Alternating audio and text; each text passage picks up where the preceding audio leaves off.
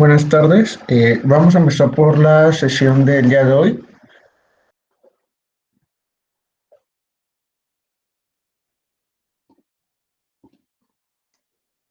La sesión de la semana pasada estuvimos viendo parte ya de teoría celular, tipo de células y una parte de la estructura y función.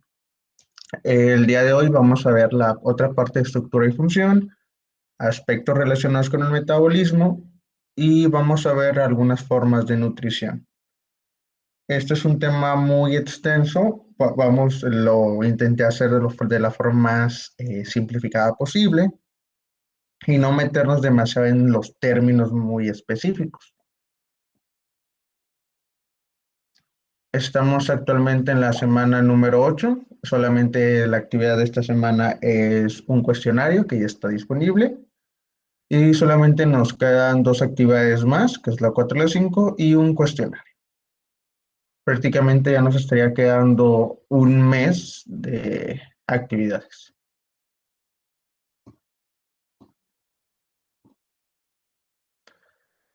Como parte de ese tema nos encontramos a los ribosomas. Como medio hemos mencionado en diferentes clases, están formadas por ARN ribosomal y algunas proteínas. Eso se encuentra tanto en células procariotas como en células eucariotas y se encuentra libre en el citoplasma o a veces también está unido al retículo endoplasmático y tiene subunidades de diferentes tamaños. Por ejemplo, esta rosa es una subunidad, esta azul, esta es otra subunidad. Y se encarga principalmente de la síntesis de proteínas. Este es el ARN que contiene pues la secuencia de la proteína y aquí está la cadena. Básicamente le dice que ensamblar, es como el ensamblador de nuestra célula. Nos encontramos sobre el aparato de Golgi, que es como una pila de sacos o cinternas. Es lisas y están aplastadas, como aquí se ve en la imagen. Se descubrió en 1914 en honor a su descubridor. Y estos participan en el proceso de secreción de la célula. Aquí también se fabrican y empaquetan proteínas, lípidos y son principalmente para aquellas proteínas que van a ser exportadas a la célula. Aquí está el núcleo, prácticamente aquí se empaquetan, unas van al interior de la célula, pero la gran mayoría ya se van hacia el exterior de la célula a ser secretadas. Es como una línea que procesa y saca cosas de la célula.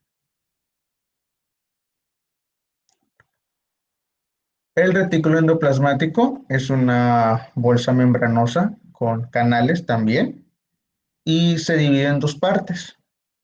Hay una que es el lumenal y otra parte que es el citosol. Ahorita vamos a ver una imagen. Cuando los ribosomas se unen al retículo endoplasmático, se denomina retículo endoplasmático rugoso. Y cuando no tienen ribosomas unidos, ya se le llama retículo endoplasmático liso. El retículo endoplasmático sirve para la síntesis, acumulación y transporte de proteínas.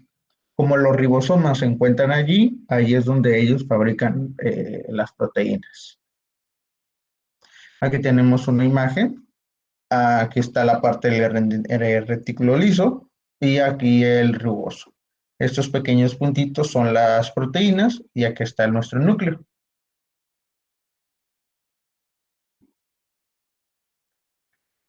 Las vacuolas son como burbujas que tienen una membrana, transportan sustancias en suspensión o en solución, ya sea materiales de alimento para la célula o materiales de desecho.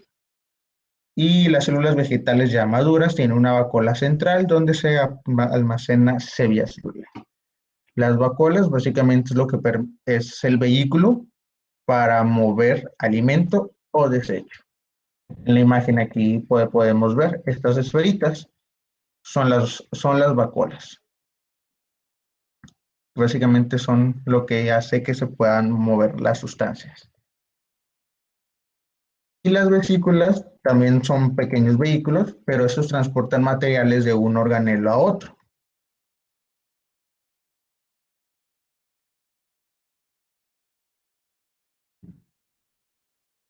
También nos encontramos con los peroxisomas. Estos contienen enzimas oxidasas, de ahí viene el nombre. Las enzimas oxidasas pues transfieren átomos de hidrógeno al oxígeno molecular para formar peróxido de hidrógeno. En las células animales, bueno, en los animales, las peroxisomas se encuentran en las células del hígado y de los riñones.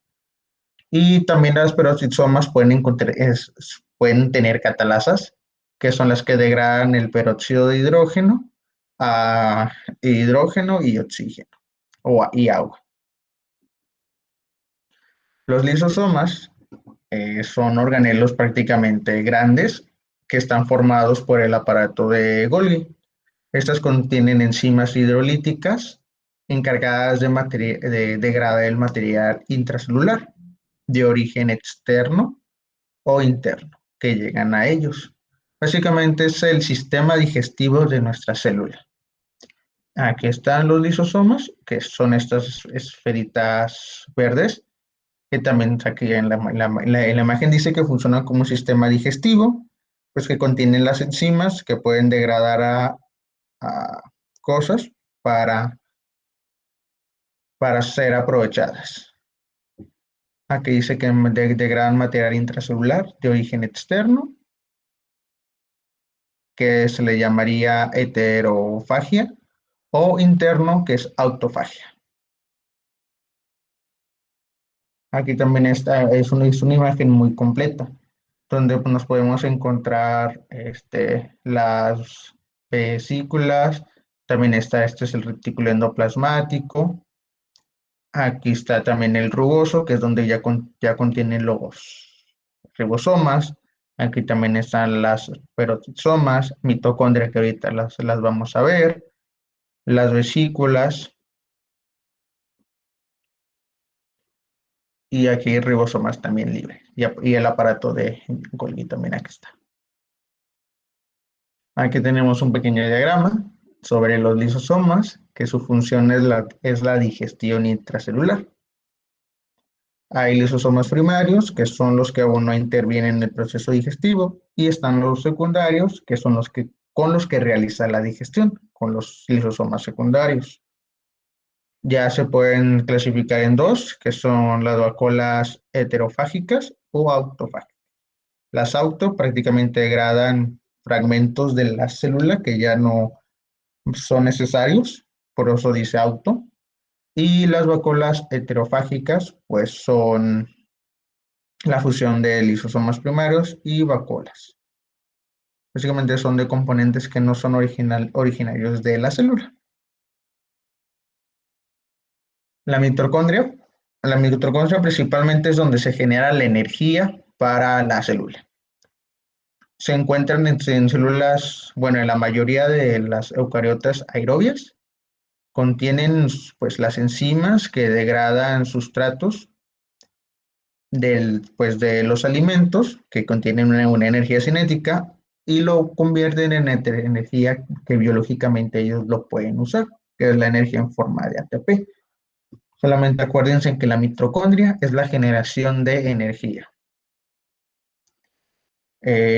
Aquí una imagen. La mitocondria pues contiene dos membranas, una membrana interna, una membrana externa, contiene un espacio intermembranoso. Podemos encontrar pues partículas de ATP en su interior también. Y pues estos conductos se denominan crestas. Los cloroplastos es básicamente las mitocondrias, pero de las células vegetales. Las células vegetales funcionan por cloroplastos. Es donde ellos aprovechan la energía del sol para utilizarlos como energía biológica. Contienen vesículas, tilacoides, contienen los pigmentos fotosintéticos que son pues la clorofila. Y aquí está una pequeña imagencita. También contienen a veces ribosomas, tienen una membrana interna, una membrana externa, tiene cada eh, moneda, le podríamos llamar así, pero es un tilacoide. Y la acumulación de los tilacoides como si tuviéramos una torre de monedas, que es una grana. Tenemos estromas, gránulos. Ahorita vamos a desglosar esto también. Aquí tenemos un pequeño esquema de cómo obtienen la energía las plantas. Eso es como un corte de parte de una hoja. Está la estructura de la célula que tiene su pared. Aquí está el cloroplasto. Aquí está la grana que les mencioné hace rato. Y básicamente ellos obtienen la energía del sol para poder sobrevivir. Y ellos toman el dióxido de carbono como alimento para transformarlo, para hacer sus hojas, sus raíces, para hacer todo. Ellos también necesitan agua. Y ellos pues captan el dióxido de carbono, captan la energía del sol y pues ellos producen oxígeno. Por eso mencionan que es muy importante pues tener árboles o tener nuestra ciudad con materia vegetal. Es una pequeña tarea, son tres conceptos nada más, que son citoesqueleto, cíclidos y flagelos. Citoesqueleto, pues se podría mencionar que es la estructura o el esqueleto de la célula. Cilios y flagelos es como ellos se mueven. Simplemente es que lean este tema, está en la página 64 del libro y solamente es leer el concepto.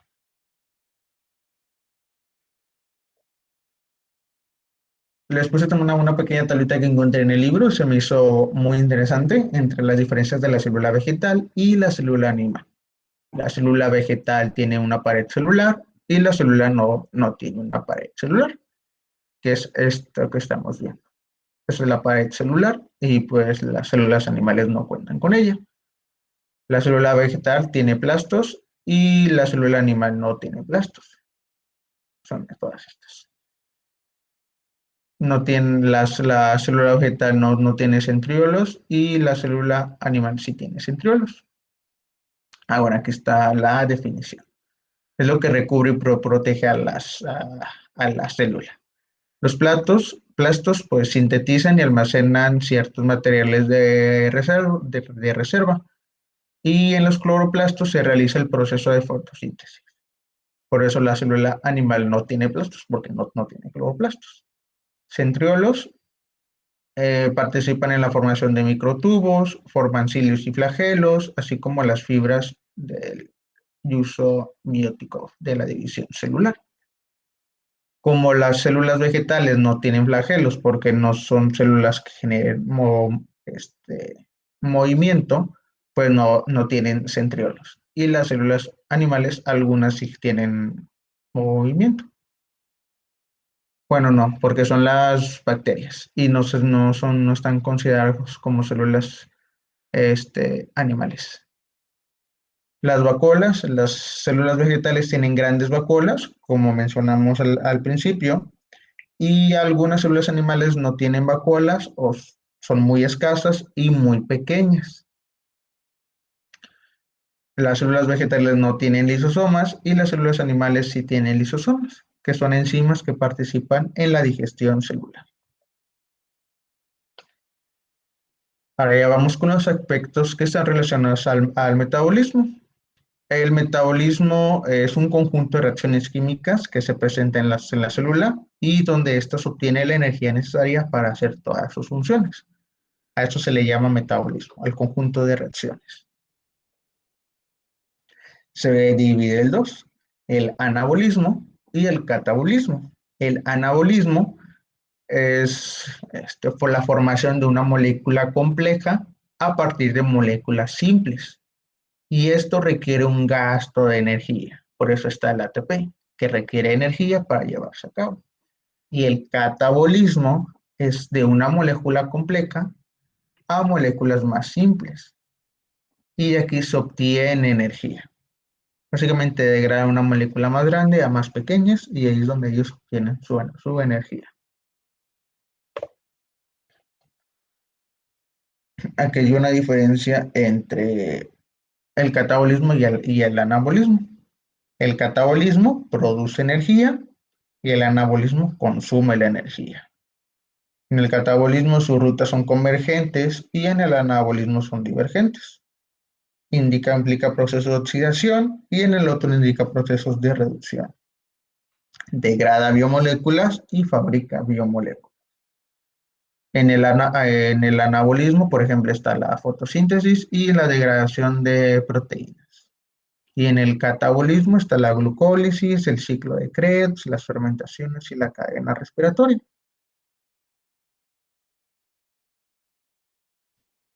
La energía se define como la capacidad de producir trabajo y principalmente las bacterias o células, este, el almacenamiento de energía se da en el ATP, trisfosfato de adenosina.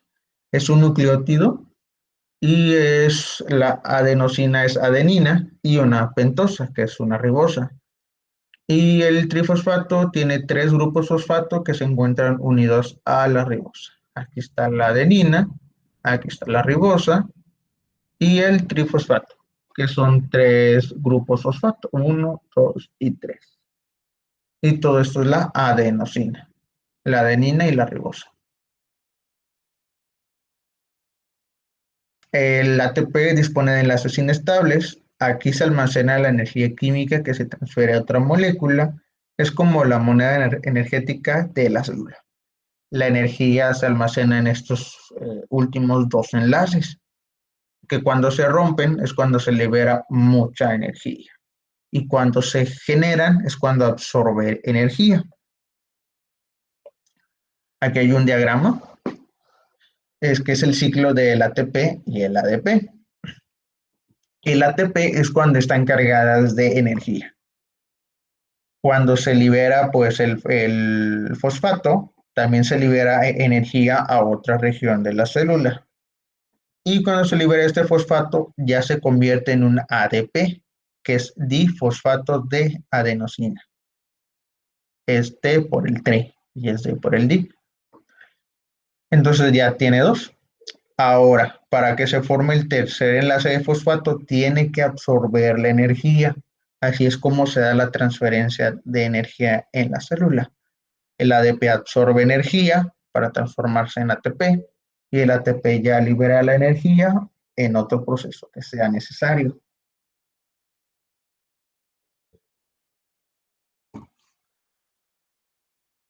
El trabajo biológico, ya mencionamos hace un momento que la energía se traduce al trabajo que pueda realizarse. Pues en el caso del trabajo hay tres tipos de trabajo. Es trabajo químico, trabajo de concentración o trabajo osmótico y el trabajo mecánico. El trabajo químico, pues son los procesos de anabolismo y catabolismo que ya vimos hace un momento. Y el trabajo de concentración es que se da al introducir o eliminar del citoplasma a través de la membrana en contra de un gradiente de concentración, que es el transporte activo que vimos la semana pasada. Por eso se llama trabajo de concentración o osmótico. Ya involucra el trabajo activo porque es donde gasta energía para mover esas sustancias a través de ese gradiente. El transporte pasivo, recordando que no ocupa energía. Y el otro es el trabajo mecánico, que son al realizar movimientos de traslado, por ejemplo, de los cromosomas en la división celular o movimientos en su citoplasma. Es básicamente cualquier trabajo que necesite la célula para acarrear moléculas o cosas. También hay un pequeño esquema de la nutrición.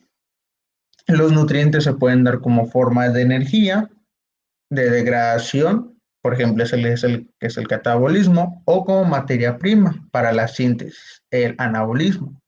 recordando que una degradaba moléculas y otra construía moléculas. Y ambos procesos pues involucran energía, que es el ATP, que una produce y otra libera.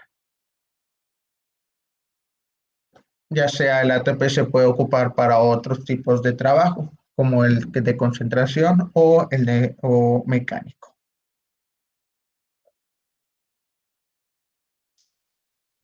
Vamos a ver un poquito más de las enzimas, que son proteínas que catalizan reacciones en las células.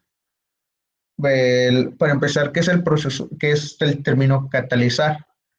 Catalizar, fuera de la cuestión biológica, en la cuestión química, es cuando nosotros aceleramos la velocidad de una reacción. Queremos que la reacción se lleve mucho más rápido.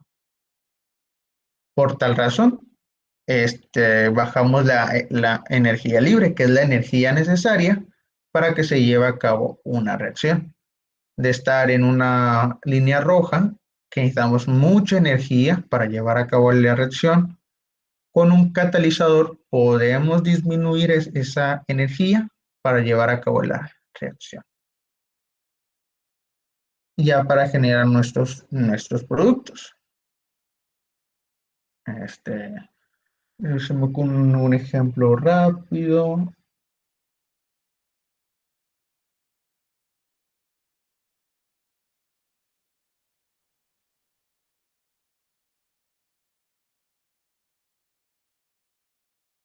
Bueno, en la industria básicamente utilizamos ácidos como catalizadores, porque a temperatura ambiente, presión ambiente, es muy difícil que se lleve a cabo esa reacción. Por eso les damos una pequeña ayuda con ácido, para que esto pueda acelerar más la reacción. Es algo similar que pasa con las enzimas. Las enzimas nos ayudan a que se pueda llevar a cabo más rápido o que se puedan llevar a cabo estas reacciones. Y funcionan de la siguiente manera. Tenemos una enzima y tenemos un sustrato y se forma un complejo de enzima-sustrato. Ya hasta el final ya obtenemos una enzima y obtenemos productos.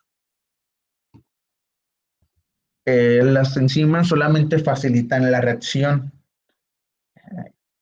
Es decir, que si una reacción es imposible que se lleve a cabo, con la enzima no nos va a ayudar. Tienen que ser reacciones que sí se puedan llevar a cabo, pero se tardan mucho tiempo. La enzima nos ayuda a acelerar este proceso. No se alteran, es decir, que la enzima inició de una manera y va a terminar de la misma manera. La enzima no se va a modificar, no va a sufrir ningún este, movimiento, no se va a desgastar, no, va a estar igualita. Y reduce la energía necesaria. Y si no está la enzima, va a requerir de otras condiciones para que se lleve a cabo nuestra reacción. Las enzimas son específicas para los sustratos. Por ejemplo, las celulasas degradan celulosa. Las catalasas degradan el peróxido de hidrógeno. Cada enzima tiene su sustrato. Y el sitio de acción de la enzima, que es básicamente estas cosas, estos huequitos, se le llama sitio activo. Y para llevar a cabo la reacción depende de la cantidad de enzima, la cantidad de sustrato, la orientación espacial del sustrato, temperatura, pH y algunos otros factores, pero estos son los principales. En el caso de los cofactores enzimáticos, se pueden dar por iones esenciales o coenzimas. Pueden ser iones metálicos como magnesio, manganeso, zinc, hierro, cobre, potasio, sodio, entre otros. Y pueden ser iones metálicos de metaloenzimas, que son los que están unidos fuertemente, o iones activadores, que están unidos débilmente. En el caso de coenzimas, hay cosustratos y hay grupos prostéticos. Los cosustratos están unidos débilmente y los prostéticos están unidos fuertemente. Algunos términos, por ejemplo, apoenzima, es decir, que requiere de dos cofactores, pero solamente uno de ellos está activo. Y si se encuentra separada de los cofactores, es una enzima inactiva. La enzima ya se encuentra unida con sus cofactores enzimáticos y es una enzima activa y lista para funcionar. El grupo prostético es un ion metálico o una molécula que no es un aminoácido. Y la metaloenzima es un cofactor de ion metálico. Y aquí está un pequeño ejemplo. Aquí está la enzima, que es la amilasa, que degrada el almidón a maltosa y a maltosa. La maltasa ya degrada la maltosa a glucosa. Y acá también, maltasa degrada glucosa a glucosa. Es decir, que la maltasa no puede degradar este, el almidón. El almidón solamente puede ser degradada por la amilasa para romper los enlaces y ya liberar más moléculas. La inhibición enzimática se puede dar si ponemos mucho sustrato, quizá la enzima no tenga la suficiente capacidad para degradarlo. Y si ponemos mucha enzima, quizá no, quizá otras enzimas impidan que pueda encontrar el sustrato. Por eso siempre se encuentra una relación entre el sustrato y la enzima. El pH también, ya que si ponemos pH muy ácidos o muy básicos, se pueden pues inhibir, incluso se pueden pues desactivar o al principio en las proteínas vimos un término que era desnaturalizar. Tanto el pH y la temperatura pueden desnaturalizar las enzimas y ya prácticamente ya no funcionan, ya no se pueden volver a activar. Y entramos en la parte de la fotosíntesis.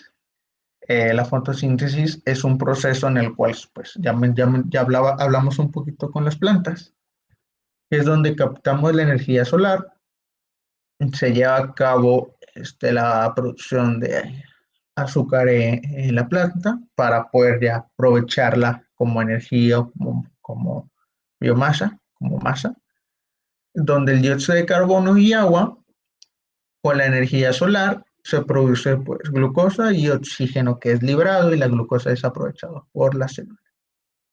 Y el caso contrario, la glucosa pasa a ser agua y dióxido de carbono, que ya se llama respiración celular, que es donde produce ATP y calor.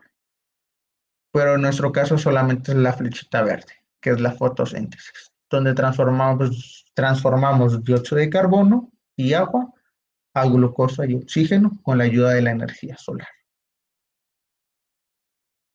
En este caso puse más imágenes porque lo vi más explicativo con imágenes que con texto. Recordando, donde se da todo este proceso son en los cloroplastos.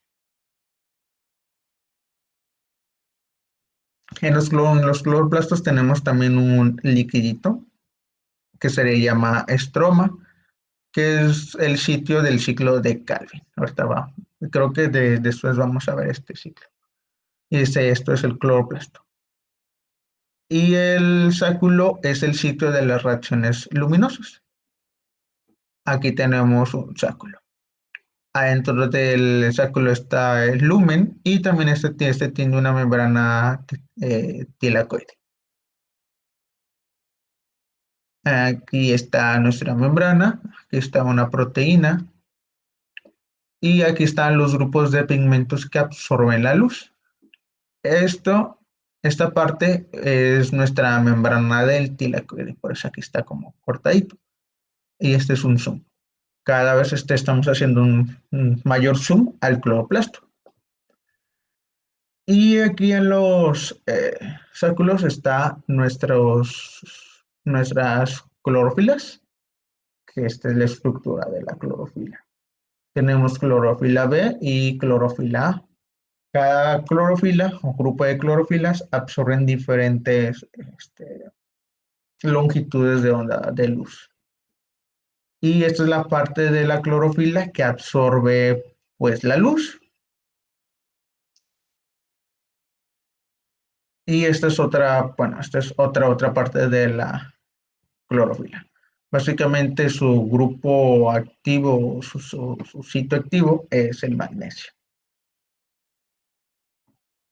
Porque la proteína, recordando que también es una proteína, una enzima. Y aquí está el cloroplasto. Aquí está el estroma. Tenemos una membrana interna y una membrana externa. Tenemos un espacio del tilacoide. Tenemos los tilacoides. Este es el grana. Y tenemos que la fotosíntesis son reacciones dependientes de la luz. Necesitamos luz para que se lleve a cabo. Y también hay una reacción de fijación del carbono, donde tomamos el CO2 del ambiente y lo transformamos, pues ya vimos en azúcar y oxígeno. Se da en los tilacoides de los cloroplastos y la reacción de fijación en el estroma del cloroplasto.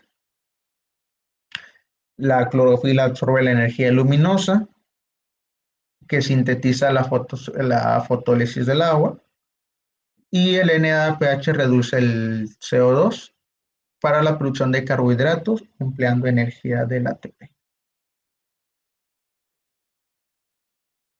Aquí hay otro ejemplo. Aquí está el ciclo de Calvin que les mencioné un momento, que es el ciclo donde entra el CO2 para producir pues, nuestra azúcar con diferentes intermediarios. El principal es el rubisco, es el encargado de ir armando las moléculas. Y aquí tenemos nuestra grana, donde absorbe pues, la luz, necesita agua, libera oxígeno y de aquí se obtienen protones que son captados por NADP, que deja acá el protón y ya solamente se queda sin el protón del hidrógeno. Y como necesito energía para entrar al ciclo, el ATP se transforma en ADP y regreso otra vez al grana, a los tilacoides, para cargarse otra vez de energía. Aquí está el ciclo de Calvin, donde entra las moléculas de dióxido de carbono. El rubisco nos ayuda a llevar a cabo la fijación. Posteriormente se transforma a fosfoglicerato, donde necesita pues, ATPs, donde necesita energía. Posteriormente se transforma a otra molécula. Acá requiere protones y en esta sección se libera energía. Aquí tenemos el fosfato. Fase 2 es una reducción, gliceraldehído 3-fosfato. Luego ya tenemos una parte de regeneración, otra vez de rubisco. Aquí requiere otra vez energía, se forma ribosa fosfato y otra vez es el ciclo. Este es el ciclo de Calvin que nos ayuda a la fijación del carbono, del dióxido de carbono.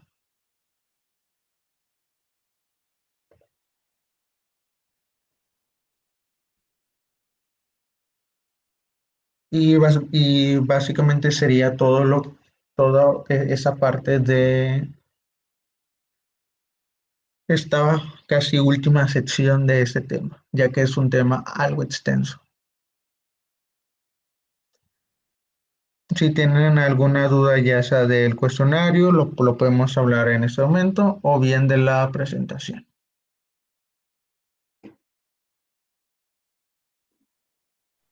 No, profe, todo bien.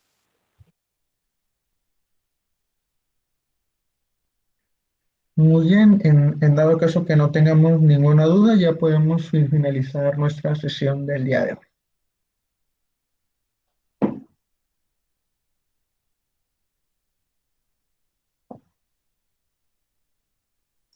Gracias, maestro. Buenas noches. Al contrario, gracias y buenas noches. Buenas noches, gracias.